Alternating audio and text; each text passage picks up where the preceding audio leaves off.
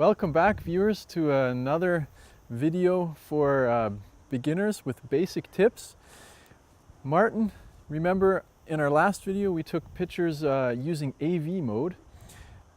Some of those pictures that I took, they were kind of off from the exposure. Could you maybe tell our viewers why that could be? Sure. Yeah, all right. The problem the camera does have is that it doesn't know what kind of motive I do have. As a photographer, I know, for instance, if I want to take a picture of you, that you are wearing white. Right. So right. I know that there has to be a lot of light coming back from your shirt. Or if you take a picture of me, I'm wearing black. Yeah, you'd know, okay, black is really, really low light coming back. Right, and I want it to stay black, of course. Exactly. Yeah. The camera, it guesses actually what kind of motive you have, and it always does an 18% exposure every image in the semi-automatic mode. Okay, so can you maybe tell our viewers how to get around this problem? Yeah, the camera does have several lighting metering modes. So you have, with this Nikon camera, for instance, a very important spot metering mode and a matrix metering mode. All right, good. Those are the most important modes. Good.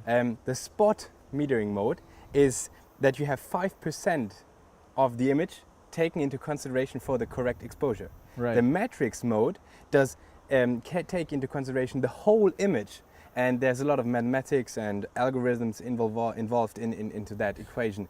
But actually, the really big difference is that in one mode you only have a very small part of the image for the exposure, and in the other one you have the whole picture. Right. So what would you say you'd use as a professional? Well, it depends on the situation. I'll give you an example.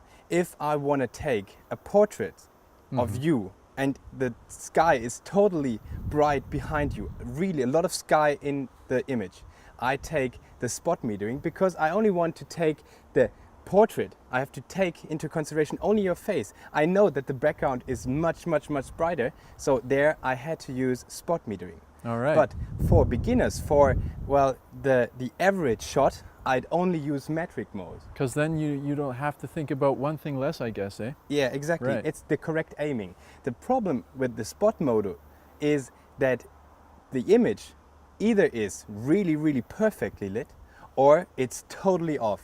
So for you guys, if you use spot mode, you always have to really concentrate on the correct spot to set Well, you the know metering. what? Do a picture, take a picture, Sure. and show us what we've been talking about. I'm switching to spot mode and I'm taking a picture of her shirt. All right. Yeah, turn the hat around.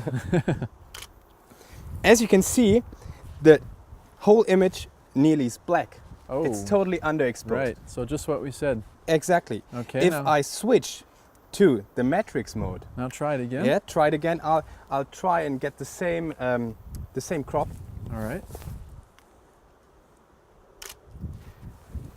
The image is definitely not as underexposed. It still is because it's the same logic behind the metering. But it's a lot better. It's a lot better because I'm taking into consideration the darker parts of the motive of the photo. And if you take pictures in RAW, can you tell our viewers what advantages you'd have then? Yeah, if you combine the matrix metering mode together with the raw development afterwards, Yeah. you always have a really good possibility, up to 99% I'd say, that the shot is always within the variety of, or the possibilities to correct in the raw So development. you can correct it if it's a bit too dark, Yeah. or if it's a bit too light. You can always correct it a bit if you take pictures in RAW. Exactly. Good, good. So I'd say that's about it. If you want to sum it up, you can just go ahead. Sure, Martin, I'll sum it up. Using the spot metering is good for extreme situations, but for overall normal situations, the matrix metering is perfect.